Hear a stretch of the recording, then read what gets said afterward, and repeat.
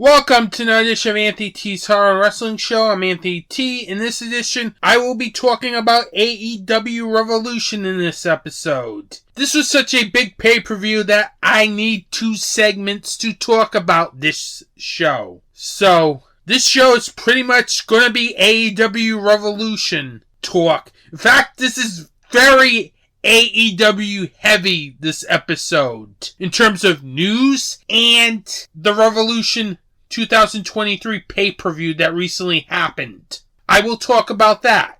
Then, in What's Anthony T Watching, I will be talking about one of my most anticipated films of 2023, Scream 6. Does this film live up to the hype that everybody has been saying?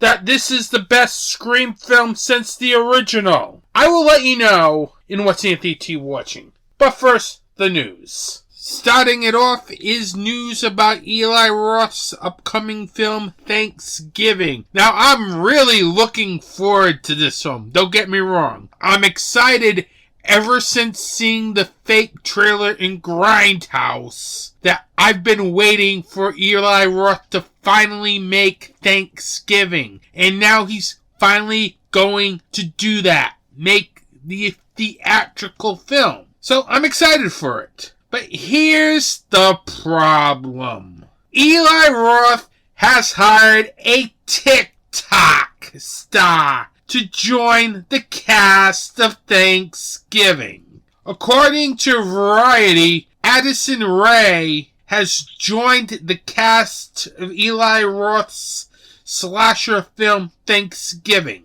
Now, this really irks me to such a degree here. Because seriously, there are a lot of actors and actresses who are looking for roles, who are looking for their big break in Hollywood, who are looking for basically anything to get on their resume. And they cast a TikTok star in one of the film's roles. It pisses me off every time Hollywood tries to do a stunt casting like this. It is a disgrace to all the working actors and actresses who do this as a profession. To have a role taken away from them and given to someone who sits there on their little cell phones, make some videos, and get thousands and thousands of likes.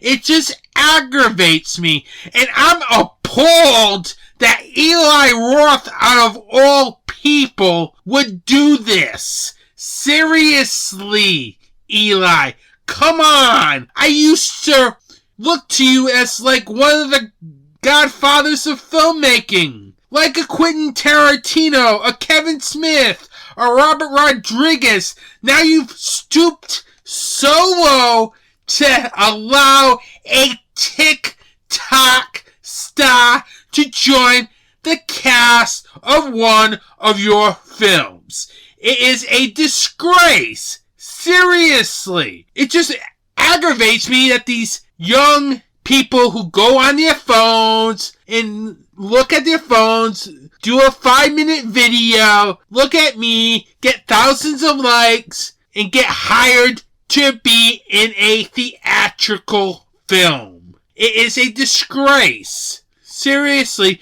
to all those hot men and women who have been acting for years or are starting to act in these Hollywood-type films. I can understand if this person was a true actor, but someone whose claim to fame is TikTok gets me aggravated when they're cast for any movie role. Because, first of all, you don't have the proper training to become an actor.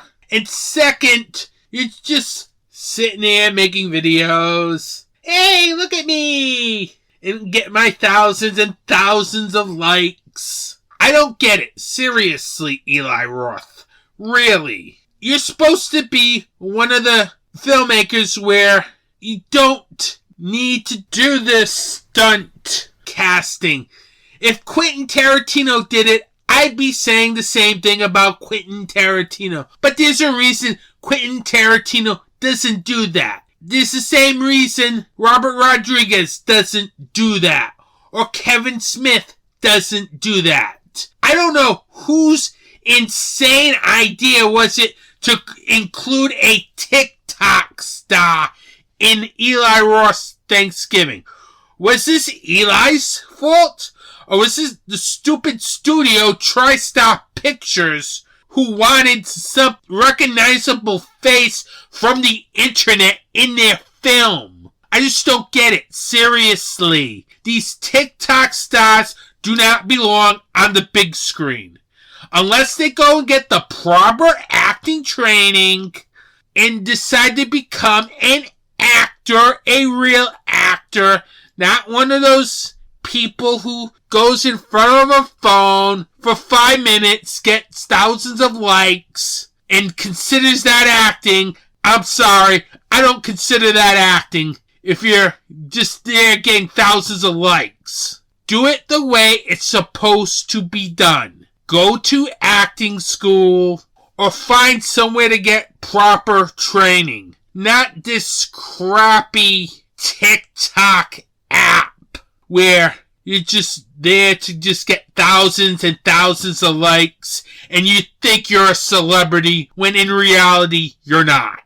It just aggravates me that Hollywood is tuning into this TikTok generation when there are actual actors and actresses that could be used for roles like this. And there are young actors and actresses out there that could be used for a role like this. But Eli Roth or the producers of Thanksgiving decided they needed to go to TikTok to try to get some attention for their film.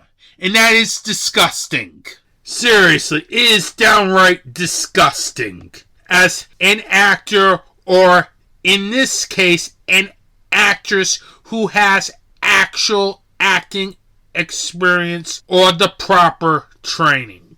Since that movie story really aggravated me, let's move on to wrestling news. And we have a new TNT champion. Yes, I know later in the show I will go over Wardlow versus Samoa Joe at Revolution, in which Wardlow won the TNT title. Well, he lost the title, both literally and in reality. First, the day of Dynamite, Wardlow posted a video showing his smashed up rental car with all of his gear stolen, including the TNT Championship. Now, this is not a work, people. This actually happened in real life. Someone smashed Wardlow's rental and took his gear and took his TNT title with them. Meaning, they were stolen. In reality. This was no script. This was actual fact. Then, day of the show, Wardlow loses the TNT title to Powerhouse Hobbs after QT Marshall interfered in that match. In a very good match until that point, where it was Falls Count Anywhere. The episode took place on March 8th on Dynamite. That was surprising that Powerhouse Hobbs won the title that night. Seriously. Now, the only problem I have with this decision here is, if they were going to give the title to Powerhouse Hobbs, they should have just done a 3-way at Revolution and gave the title to Powerhouse Hobbs then. Not do it on Dynamite and then have QT Marshall interfere. But back to the reality of the story here. Talk about a really bad 24 hours for Wardlow. First, his rental car gets broken into with his gear and everything stolen, including that TNT title. then being told by Tony Khan that day that he has to drop the title to Powerhouse Hobbs after just winning it a couple days ago. Talk about a really bad 24 hours for Wardlow the person. Because A, your gear and everything was taken away from you and stolen. And B, you find out you're a transitional champion. That's gonna suck. Seriously. But I really hope this means for Wardlow that he's gonna challenge for the world title soon. I hope. As for Powerhouse Hobbs, it's about time they finally gave him the TNT title, as it's been long overdue, as he's a very good talent. But man, talk about a very bad 24 hours for a wrestler. It's not cool to have your gear stolen, your rental car smashed, and your title being stolen from you in real life. And I'm using real life because we all know how AEW likes to blend reality and fiction. But this is real life here, people. And finally, in news, FTR are rumored to have signed a long-term deal with AEW. Now, the story of this is that FTR was pretty much going to just sit out the rest of their contract, as their contract was about ready to come up in April. But it looks like that the April expiration date was a storyline purpose, people. Remember how I told you in the last story, AEW tends to blend reality and fiction in their storylines? This is one of them, because they weren't even scheduled to be back with this promotion until a new deal was signed. Now there are rumors that they may be locked in for a long-term deal. So when they appeared at Revolution, that was a complete shocker, because I wasn't expecting FTR to come back this soon, literally. Because if you're leaving the company in April, and Double or Nothing is May, you're not coming back to this company. Seriously, you are not coming back to this company. But FTR are old school. They'll work the fans, they'll work the internet, they'll work their podcast, they'll work anything that can be worked. So when they showed up during the Guns interview segment after their tag team championship win at Revolution, was a complete shock, because literally I was thinking this team was not coming back to AEW until either A, they had a new contract, or B, they were gone completely.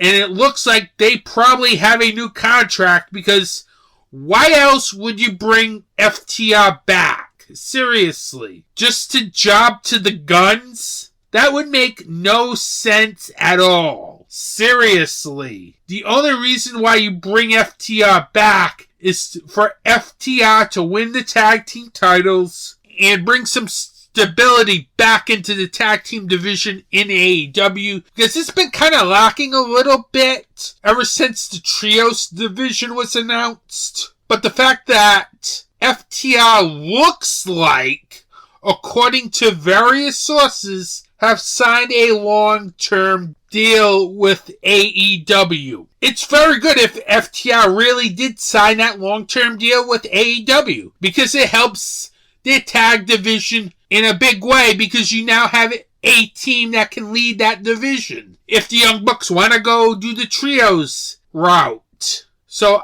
I was kind of surprised they came back at Revolution, because I wasn't expecting them back, quite seriously. I thought they would try to drive this out to April and see what they can get on the free agent market. But if it looks like they signed a new deal, which I believe they did, but this is a rumor, people. So don't take this as a fact that FTR signed a long-term deal. But I don't see why they're back on television if they haven't re-signed. So I'm hoping that the rumor that FTR signed a long-term deal with AEW is true, because it really helped the tag team division. You'll probably know when they fight the Guns. Seriously. Because if they win the tag team titles, they signed a long-term deal. If they don't, and they put over the Guns, hey, would that be good for the tag division? Please.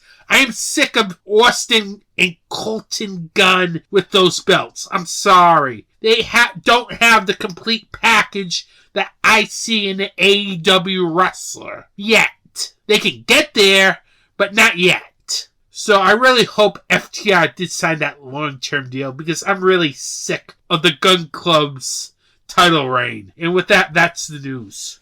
Hi, I'm Anthony T. And I'm Director Andrew Duran, and we are the Two from Hell. And we're putting Rated R back into podcasting.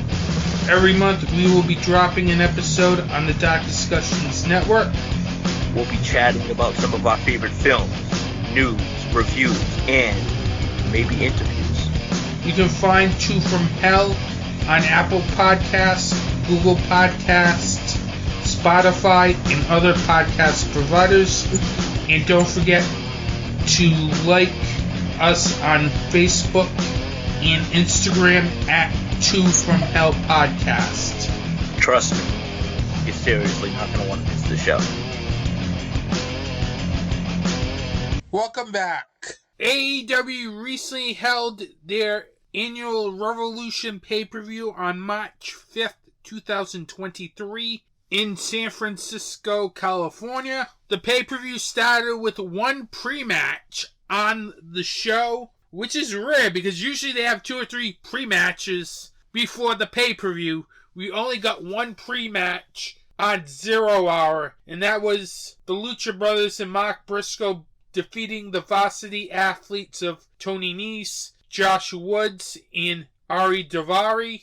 It was a good match. Then we pretty much moved on to the pay-per-view, which is a good thing because literally there's only one pre-show match. Sure, I probably would have wanted another pre-show match, but I like the fact that they're not running 10 million matches on this card between the pre-show and the actual show.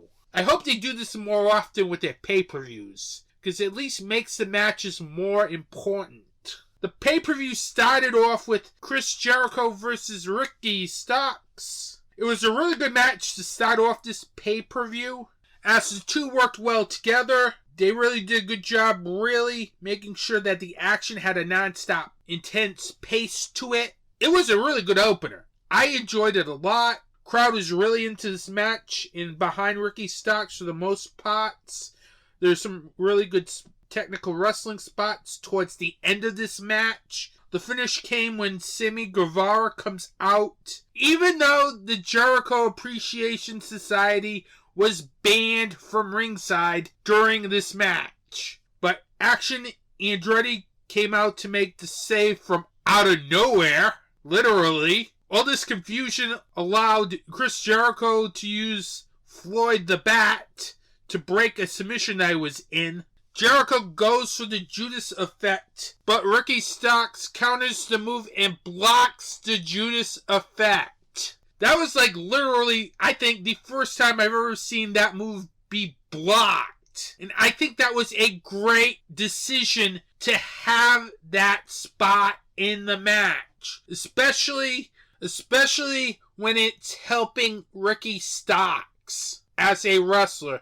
As the theme of the night seemed to be, for pretty much all the matches, elevating the youth in AEW. Because in almost every match, it was about elevating the up-and-coming talent in the promotion. Now, back to what I was saying, Starks then would hit a knee, then his finisher, the Rochambeau, for the pin, and he beats Chris Jericho for a second time. Only a few people have beat Chris Jericho twice in AEW. Ricky Starks is one of them. And I really think Tony Khan did a great job in this pay-per-view in elevating his young talent. This was the kind of pay-per-view where you saw the young talent be elevated in this company. And that's a very good thing. Because they're eventually going to be the stars of the promotion. At some point, they need to be elevated. And this pay-per-view did a great job in elevating its young talent, as you'll see during the course of this review. The next match, Jungle Boy versus Christian Cage, in a match dubbed as the Final Burial, which is basically a buried alive match. And like this match elevated AEW's young talent. This was one of those matches where there wasn't much in-ring, as a lot of the action in this match was taking place outside the floor. And which is good, because literally it's a buried alive match, and the objective is to get up to the stage, throw your opponent in the casket, slam the casket shut. So it made sense that there wasn't much in-ring action in the match. Match goes into the crowd to start off, in which Cage tries to run away and heads to the entrance until he realizes that he's heading towards the casket. So he heads back to the ring. The crowd's really behind Jungle Boy in this match. Christian Cage uses a strap at one point to choke Jungle Boy. When Cage opens the casket for the first time in the match, we find chairs. And the chairs have been a focal point in this feud. And how fitting chairs would be in the casket. The trio would brawl around the casket a lot, which is good because the objective of the match is to get the other person into the casket. At one point, Cage tries to slam the casket door shut, but Jungle Boy survives that attempt. Cage then would hit the kill switch on the dirt and try to use a chair to hit his chair toe maneuver to no avail. The finish comes when Cage gets the shovel and tries to swing the shovel at Jungle Boy and misses as Jungle Boy ducks. And he manages to get Cage down to hit the snare trap submission, and in the process uses a shovel for extra leverage. When Cage is finally passed out from it, he finally nails the chair toe on Christian Cage, as that's been a thing during this whole feud where Jungle Boy has been hesitant to use that move, but he used it in this match at the end. Then he puts Christian Cage in the casket, kisses him on his forehead, slams the casket shut for the win, and the casket looked like it was taking a roller coaster ride. As the way the casket went down, it looked like it was going down a roller coaster. Overall, that was a really good match. Again, elevating the young talent in AEW. That's what this pay-per-view did.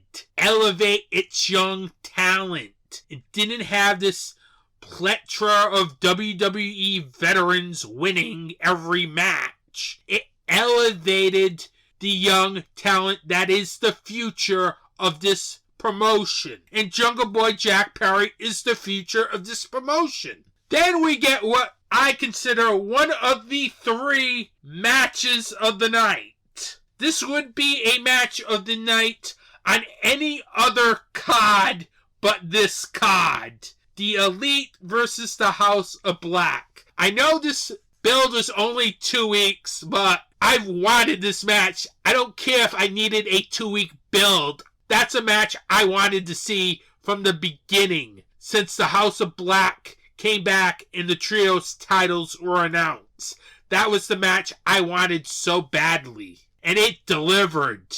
The match was electric. Omega and Matthews started off, then Malachi Black tagged himself in. Those two were very good in the ring together with each other. I would love to see a singles match with Omega and Black. That I think would be a great match. This match was a very fast-paced match. A lot of high-flying spots from the Elite. A great mixture of brawling and high-flying spots, period. Every time Brody King was in this match, that guy looked like he was a monster. The type of monster that you would see in a Brock Lesnar type wrestler. He was great in this match. A lot of vicious strikes. There was a point in the match where Omega was distracted by Julia Hart as he was going for the one-winged angel, only for Black to get out of that move. He tries to nail Black with a knee, only to hit Julia Hart. This led Black to hit Black Mass for a 2 count as Nick Jackson broke the pin. Nick gets thrown out of the ring by King and Matthews as King and Matthews hit the Dante Inferno double team finisher for a 2 count. The finish came when the Elite was super kicking people. They hit the BTE trigger for a 2 count. But when the Young Bucks tried to hit the Meltzer driver, the House of Black grabbed Nick Jackson off the apron, leaving Matt all alone for the Black Mass. Brody King and Buddy Matthews came into the ring, hit the double team Dante's Inferno for the win. And the new AEW Trios Champions, the House of Black. This was a great match. I think it was the great call to put the Trios titles on the House of Black, as they've been building the House of Black ever since they came back into AEW as this monstrous, unstoppable force. And a loss here probably would have killed momentum, and that would not have been good for that trio. That was another great booking decision on Tony Khan's part, because literally, once they came back with this purpose to cleanse AEW. And one of the things to do is to win titles. You can't go out and act like you're acting that way and not win titles. So they actually needed to win this match badly. The Elite could afford this loss. The House of Black couldn't. And they made the right call here, because if the House of Black lost this match, it probably would have killed all momentum, and they were going back to where they were right before they took a sabbatical the last time. At least they're booking right. This whole show was booked very well. The right people won, and the 6 individuals pulled out an excellent match. Seriously, this match could have been best match of the show on any other card, if it wasn't for the fact that we had a 60-minute excellent Iron Man match, which I will get to later. This would have been match of the night. If that wasn't... In fact, this is also another match on this show that could have been match of the night, which I'll save for a little bit later, as I'm going in order here. Next up, we had the women's 3-way match as Saraya versus Ruby Soho versus the women's champion Jamie Hayter. This was a good match. It was put in a very difficult spot in this card, because this match was sandwiched between the Trios titles match and the Paige Moxley Texas Death match. And for the match itself, it was a good match. It was probably one of the shortest matches on this card, but still, it was a good match, as there wasn't a bad match on this card. The women in this match did a good job with the way they worked the match. The women had great chemistry with each other here, as it was fast-paced. The crowd was into this match. They were heavily behind Jamie Hayter. There were a lot of shenanigans in this match from Tori Storm and Britt Baker distracting the referee, but that was to be expected in this match. The finish came when Soho and Hayter were trading roll-up pins, and Hayter manages to roll up Soho for the 3 count. I thought it was kind of a weak finish, but that's probably my only complaint with the match, was the fact that the near falls led to a pinfall. But still, it was a good match. But everything was about the post-match here. As Storm comes in to attack Hayter, then Britt Baker evens the odds and helps Jamie Hayter, but she gets attacked too. Then Ruby Soho comes in and helps Britt Baker and Jamie Hayter by throwing Saraya and Tori Storm over the top rope. They stand in the ring with each other, when Ruby Soho turns on Jamie Hayter and Britt Baker and aligns herself with Saraya and Tori Storm. Storm would proceed to attack a cameraman and smash a camera. And then Saraya and Storm hit the ring as the three embraced, spray painting Hayter and Baker. Overall, it was a good match. I enjoyed it. It was short on time, but with this pay-per-view, I could understand why they had 9 minutes. You don't want to have long, drawn-out matches and run up to the top of the hour. It's been so nerve-wracking with a lot of these AEW pay-per-views. They get right up to that 12 o'clock hour mark, and thankfully this one didn't. But overall, this is setting up to be a nice feud between the AEW originals and the outsiders. I'm going to take a quick break here because, well, we got 4 more matches to go, and this is running way over the allotted time I had planned for this episode. As we are talking about AEW's Revolution in this episode. Coming up after the break, we'll talk about the last 4 matches on the pay-per-view, including quite possibly one of the best Iron Man matches of all time, and a match that is probably going to be match of the year after it's all said and done for 2023. I'll be right back with some more thoughts on AEW Revolution 2023.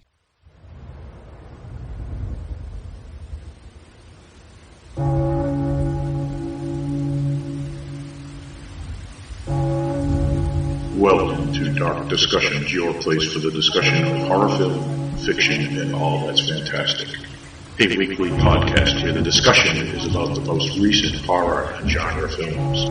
Intelligent talk on a genre that deserves intelligence. A conversation between co-hosts discussing not only the films, but also the connotation that the directors and screenwriters are trying to articulate. When you want more than a review, listen to Dark Discussions. And speaking of perception, there's just one more scene I want to talk about, which is after Caleb discovers that Kyoto's a robot. Kyoto kind of peels off her skin, showing him what's underneath. Now, wait a minute. I know where you're going with this, but tell me you weren't already thinking this 15 minutes earlier in the film. Exactly what he's thinking at that moment. Which is he's a robot too. Oh, I considered the possibility. Right, and that's what I like, is the fact that the writers were smart enough to know that this is what the audience would be thinking. We've all seen Blade Runner. Right, exactly. www.darkdiscussions.com, wherever podcasts are found.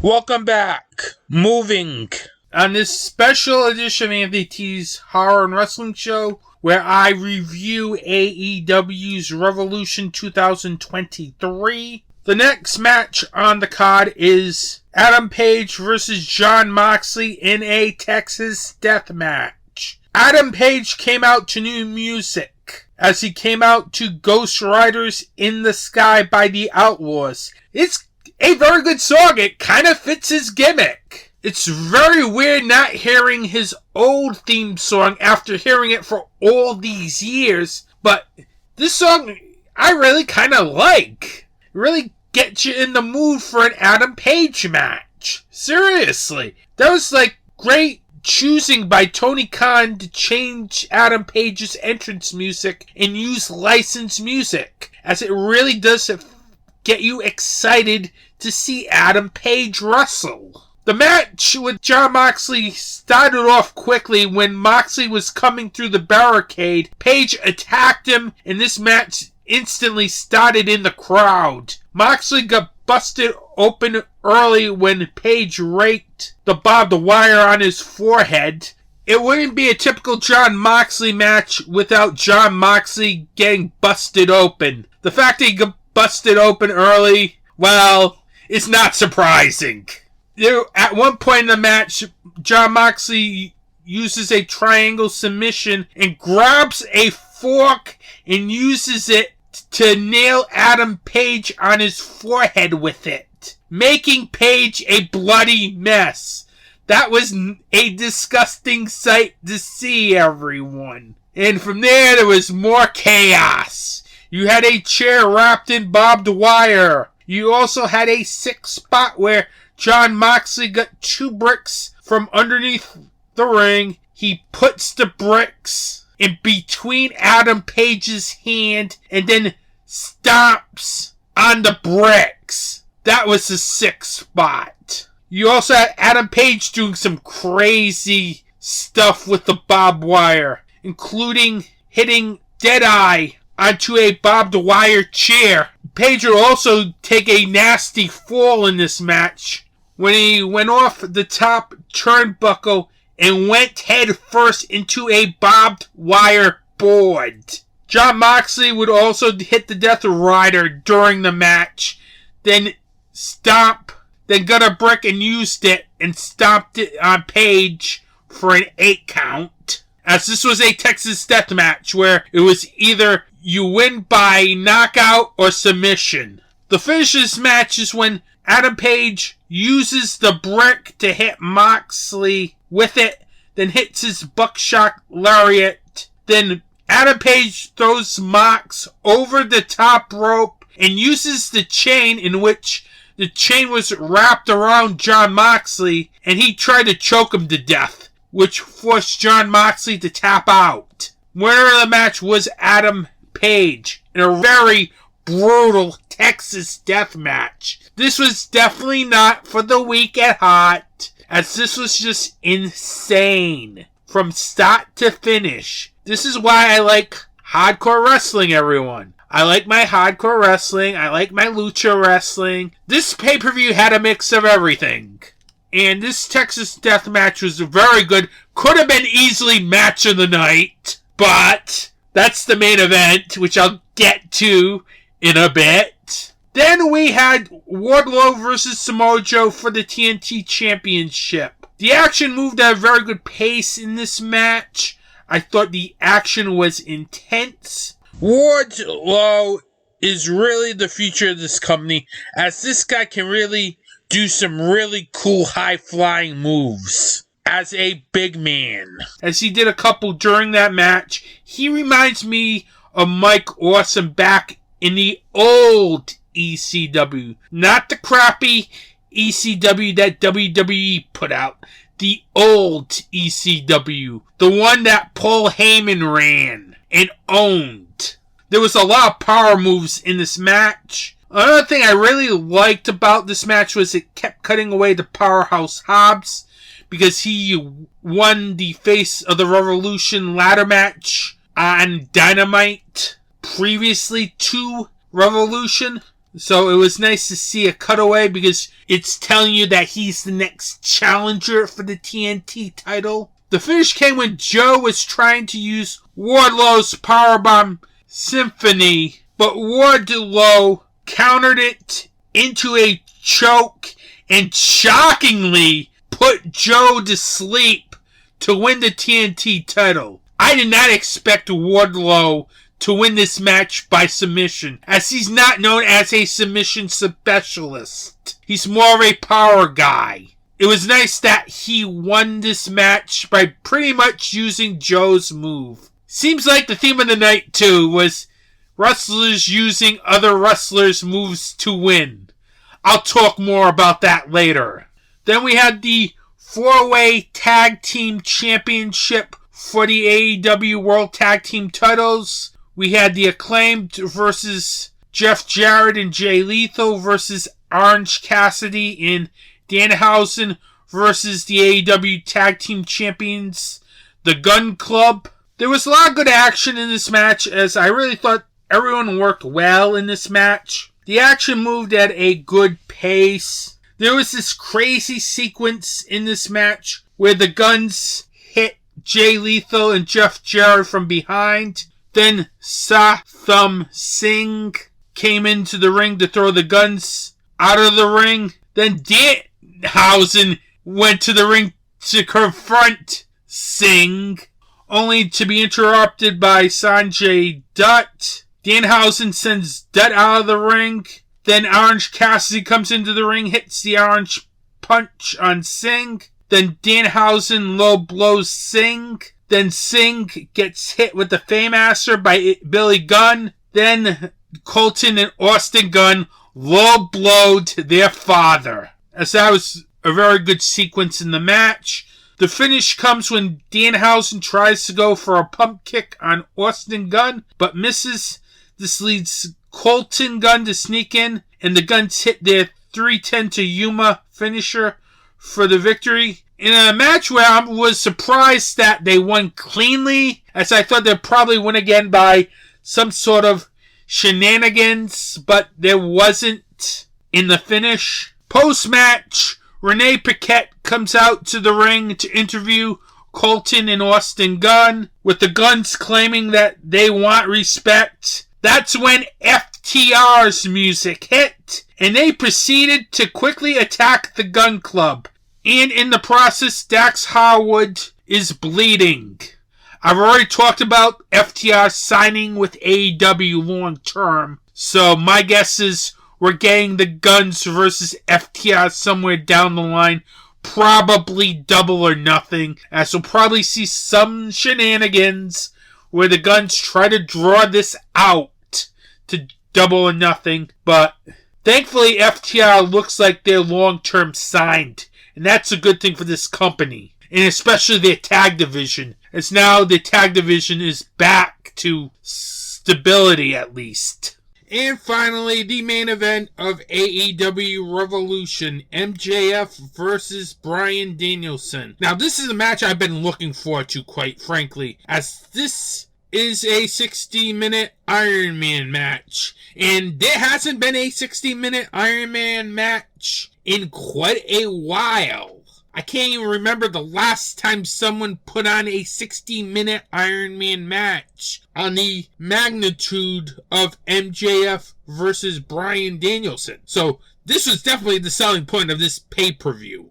That match alone. And that match really lived up to the hype and then some. As this is literally, I really think, probably hard to top and already in the beginning of March. So we got a long year ahead of us, but I don't know if another match is going to top the 60-minute Iron Man match between MJF and Bryan Danielson, because that was just such a great match from start to finish. It kept my interest throughout.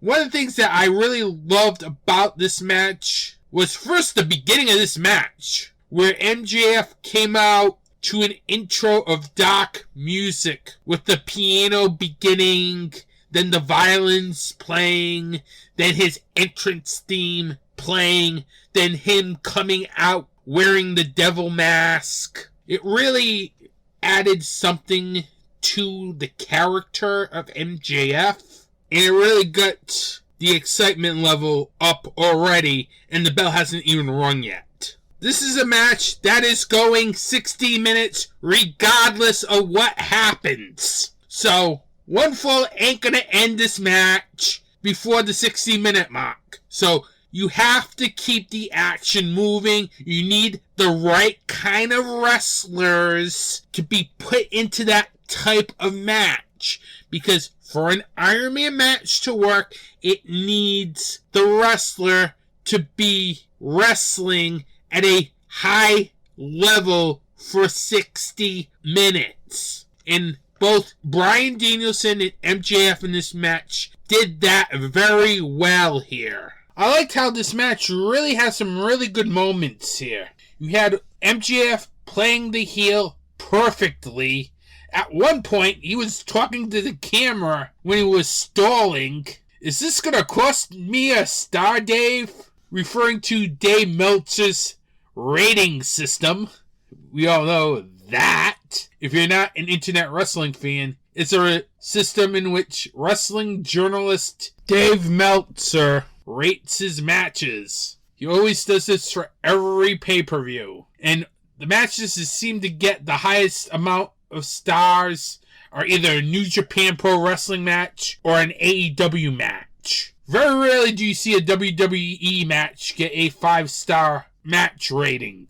But it did happen last year. But back to the match. There was a lot of really good near falls in this match. It was like great sequences as well, especially one at the 22nd, 23rd minute mark of the match, where MJF and Bryan Danielson were trading near falls. That was a really great moment in this match. The first fall of this match came at the 25th minute mark when Bryan Danielson hit the Psycho Knee for the 3 count, putting him up 1-0. Then a minute or two later, MJF low-blowed Bryan Danielson for a DQ, giving Bryan Danielson a 2-0 lead, only for that to be erased quickly as MJF got 2 quick falls to tie it up. As per match stipulation, there was no rest period between falls, which I kind of like because I don't like sitting around for 90 seconds between falls. I just think it's ridiculous, and it just slows down the match, in my opinion. There's also some great submission wrestling in this match.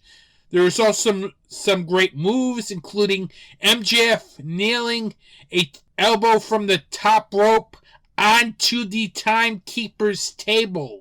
Then a couple minutes later, MJF would also nail a tombstone through a broken table at ringside. This match was crazy at times too, besides the great technical wrestling. Then at the 40-minute mark, MJF hits the Heat Seeker, the sit-down pile driver through the ropes for a 3 count to get a 3-2 lead.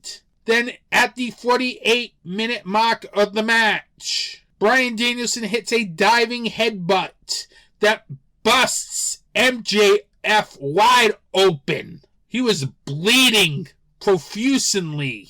Then a minute or two later, Danielson hits the Psycho Knee, then gets MJF to tap out to the label lock to tie this match up at 3. MJF hits the Salt of the Earth at the 51st minute mark. He tried to get Bryan Danielson to submit to no avail, as Bryan Danielson got the ropes to break the hold. The crowd was really hot in this match throughout this entire match, which is very hard to do in a 60-minute Iron Man match. You also had MJF at times during the match drinking water. It's like, what the I've never seen that in an Iron Man match. Seriously. A wrestler drinking water during an Iron Man match. But whatever. Then at the 58-minute mark, Bryan Danielson hits the single crab trying to get MJF to submit. He tries to extend one of his arms near the end of the match, but never got the submission. And at the end of 60 minutes, the match was tied at 3 falls apiece. Crowd, of course, not happy. Understandably so. I would be, because you want a winner or a loser. Then Tony Schiavone came from the announcer's desk to ringside to inform Justin Roberts that Tony Khan declared that the match must have a winner. So we have a sudden death period. The period starts when MJF pushes the ref. The ref pushes back into Danielson for a 2 count. MJF shields the ref to hit a low blow and holds on to Danielson's tights for a 2 count. MJF tries to use the belt, but the ref threatens to disqualify him and award Danielson the title if he used it. So MJF gave the ref the belt, only for MJF to grab the Dynamite Diamond ring. Danielson hits the Snap Hurricanrana, then hits the Psycho Knee for a 2 count. Danielson goes for a single crab when the referee notices that MJF has the Dynamite Diamond ring. He takes the ring off of MJF. MJF goes to the ropes, then taps. The ref had to tell Danielson that MJF grabbed the ropes before he tapped. While he was doing that, MJF was hiding on the floor of the ring next to an oxygen tank, which was used between the end of the match and the start of the overtime period. MJF uses that as a weapon and hits Danielson as Danielson was trying to grab MJF back into the ring. MJF gets back into the ring, hits the label lock on an unconscious Bryan Danielson to no avail. MJF keeps the pressure on and forces Bryan Danielson to tap out with his own finisher in a very great match. Easily one of the best matches of the year, as this 68 minute match was done to perfection. Told a great story, had some great moments. The in-ring work was fantastic. I don't know if this is going to be another match period that tops this match this year. And going into this pay-per-view, this was the match I was looking most forward to, because I literally thought this match might be a match of the year contender. And this is a match of the year contender, if not a very tough match to beat when you think about match of the year. And we're only in the beginning of March, people. We're only in March, and we already have quite possibly the match of the year. It's just amazing. 2023's been crazy so far in wrestling. You can add that to the list. A match that's possibly match of the year in March. As I don't know if there's any other match that's going to top that match, seriously. Overall, AEW Revolution was a great pay-per-view. You had easily 3 matches that could have been match of the night. You had the other matches be very good. Overall, this is a 5-star pay-per-view, and easily probably one of the best pay-per-views of the year. And that was AEW's Revolution 2023. You can find Anthony T's Horror in Wrestling Show on these social media platforms. At Anthony T's Horror Wrestling on Facebook, Instagram, in the Slasher app, on YouTube at youtube.com/FilmArcadeMedia, on podcast providers like Apple Podcasts, Google Podcasts, Stitcher, and Spotify, and other major podcast providers. And you can also join Anthony T's Horror and Wrestling Show group over on Facebook. Just type in Anthony T's Horror and Wrestling Show in the group section.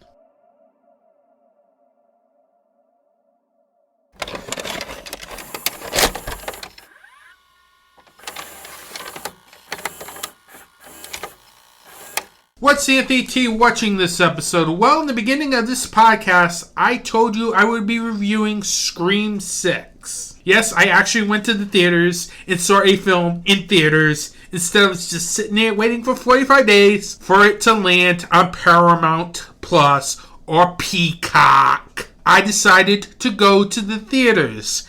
This is actually my second horror film this year I went to the theaters for, as I recently went to see Cocaine Bear. But we're not talking about Cocaine Bear here, even though that film is bonkers, seriously. But enough with that film, literally. Now, back when the hype for Scream 6 started, Radio Silence was teasing an all-or-nothing approach to Scream 6. Well, when you say all or nothing, it's like this could be either a home run film or a film that fails miserably. And Scream 6, quite frankly, hits the jackpot. They talk a good game, seriously, Radio Silence, by saying all or nothing. Because when I hear the words all or nothing, I think they're going to either hit a home run or kill the franchise. And they hit a home run with this entry.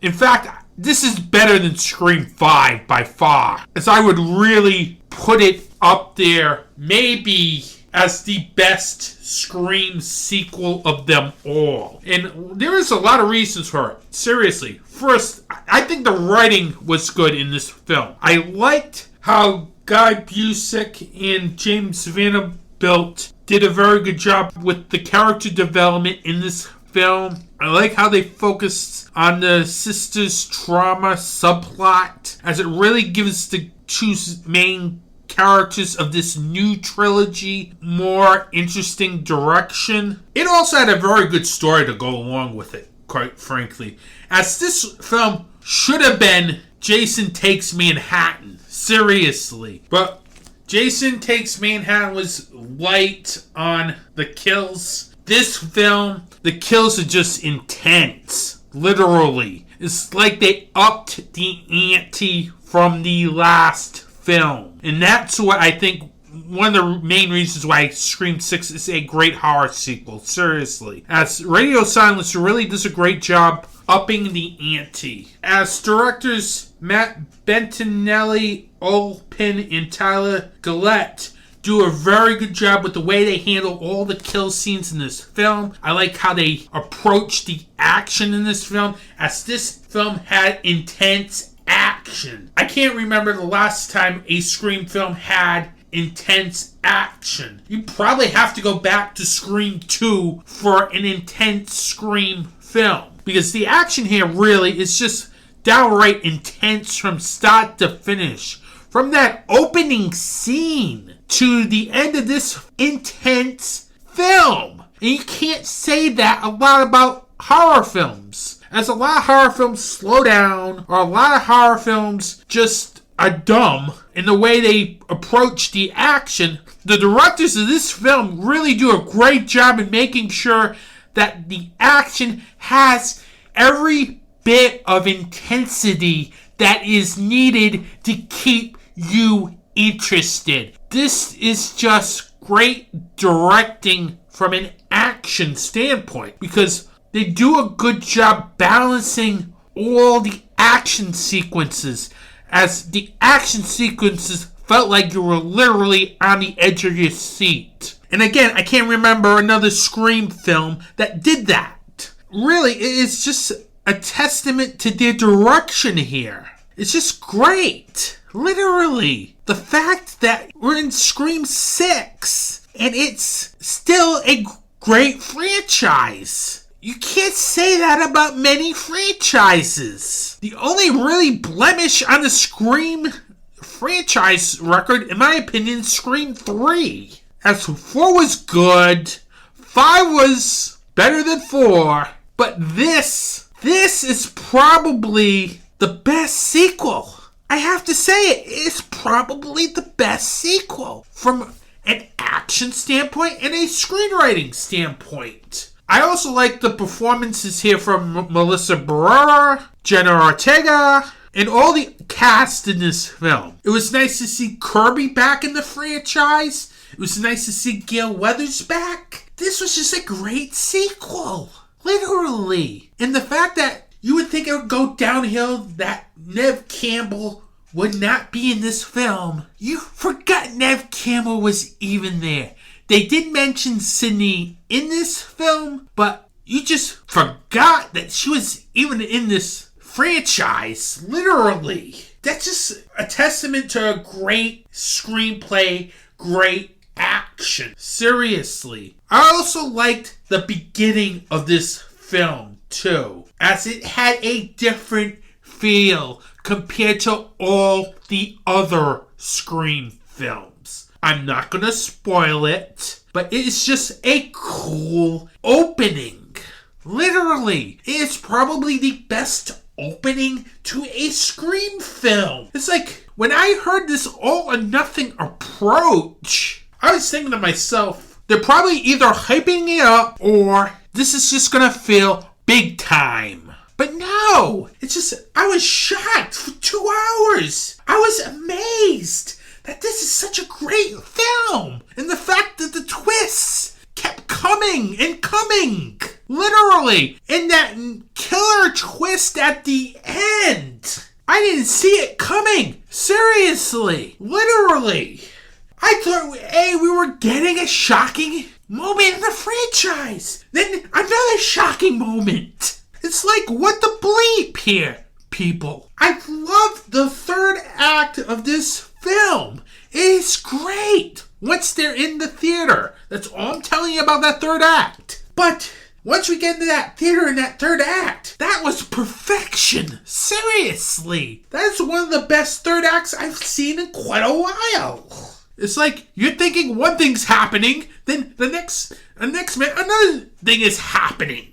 It's like you got layers of twists here going on. You're leading one twist and think, oh my god, this is happening. What the hell? Are you kidding? What the bleep? It's like, why? Seriously, that third act alone in Scream 6 is worth seeing this film. Literally. It is by far, I think, the best Scream sequel. I would not put it as the best Scream film. But as for sequels, this has to be the best sequel. And this is probably the best horror film that takes place in New York. Seriously. Because I'm surprised horror filmmakers don't use New York often as a backdrop. Because seriously, this film should have been Jason Takes Manhattan. But thankfully, Scream 6 doesn't become Jason Takes Manhattan, as Scream 6 is just excellent here. Radio Silence and the other co-writer, James Vanderbilt, do a great job in this film. Whether it's the screenplay or the direction, this is just great work here, people. I don't know if I'm going to see a better film this year. Seriously. I know, we're in March. And we still have Evil Dead Rising to come. If that's not bonkers enough. 2023 is a crazy year. I keep saying 2023 is a crazy year. It's becoming a crazy year. Because Scream 6 has no business being a great sequel. Because A, you're in a sixth film. And B, I would have thought it were going to step down because of this all or nothing approach. But Radio Silence and James Vanderbilt do a great job here. As Scream 6 is definitely, literally, going to be a contender for Best Film of 2023. Now I want to talk a little spoilers here about the ending of this film and why I liked the third act of this film. So if you have not seen this film, I suggest you shut off this podcast, have a good day, support indie wrestling, support indie horror, and check out the next episode as I will have an interview or two. Because I will be talking about spoilers to Scream 6 and this third act, which I feel I need to talk about because it's just great, literally. In 3, 2, 1. One of the reasons why I think Scream 6 has a great third act here is the way it plays games here with who's the killer in a way that I don't think any of the Scream films have done. And the other ones you probably could guess, but it's like, it's not done in a way where, oh my god, this person's doing this. This person's doing this. Like, the last 30 minutes was just bonkers, literally. First, you had the cop calling Sam and saying that Kirby's the killer. This is like my thoughts. Oh my god, are they going down this road where a previous survivor is a killer? It's like, what the hell? It's like, what? Literally. I was like hooked into this theory here. Seriously. Because that would be all or nothing, everybody. Have a previous character from the franchise become Ghostface. But no, that did not happen. Instead, you don't have one killer. You don't have two killers. You have, wait for it, 3 killers in this film. And here's the thing. My theory going into this film was that this was probably a cult of Ghostface. I was wrong about that because it wasn't a cult of Ghostface. It was a family of Ghostface. Literally. Because the killer's reveal was so effectively done very well here. Because literally, I did not expect A, Detective Bailey to be a killer. B, I could probably see Ethan Landry being a killer. But C, Quinn Bailey a killer? Now, that was the most shocking of the 3 because earlier in the film, we thought that character was dead. We even see a scene where she's all bloodied and everything. We thought she died. For her to come back in that scene was just shocking.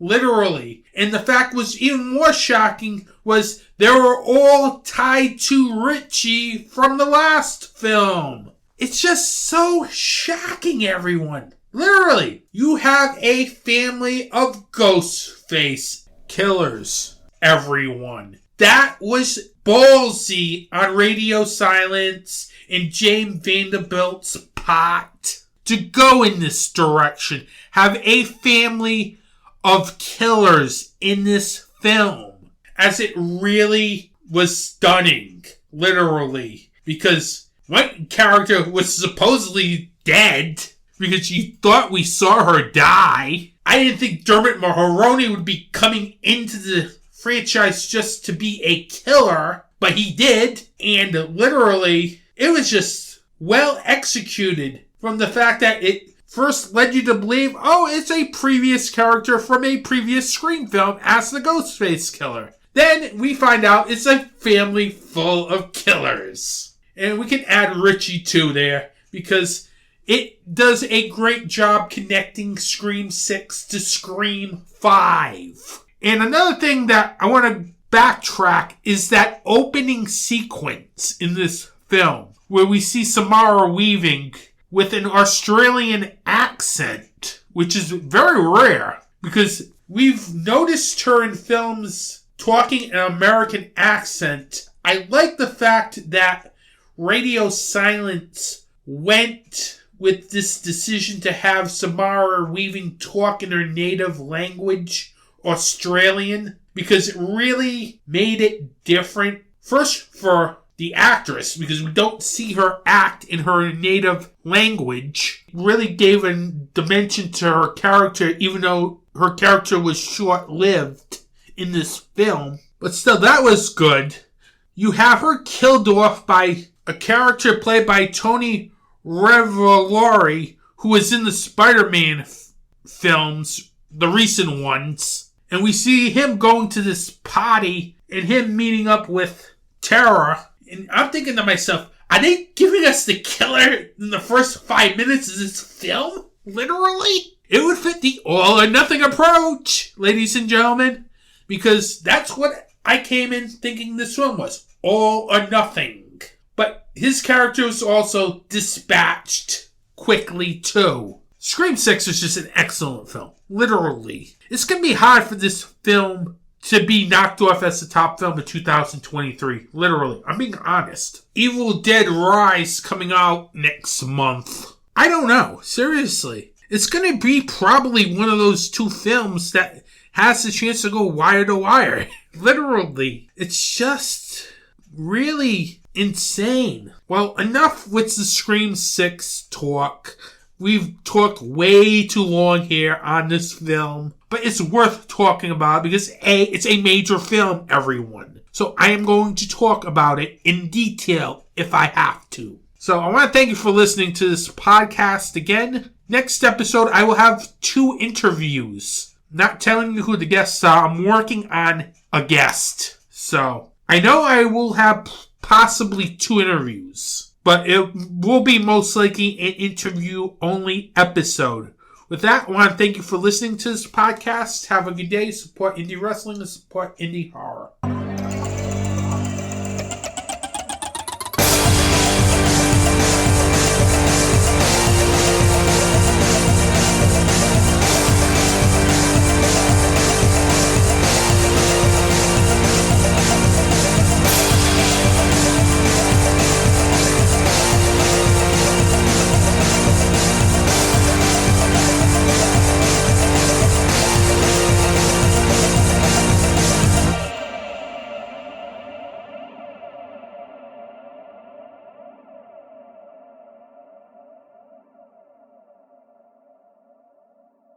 This has been a Film Arcade Media production.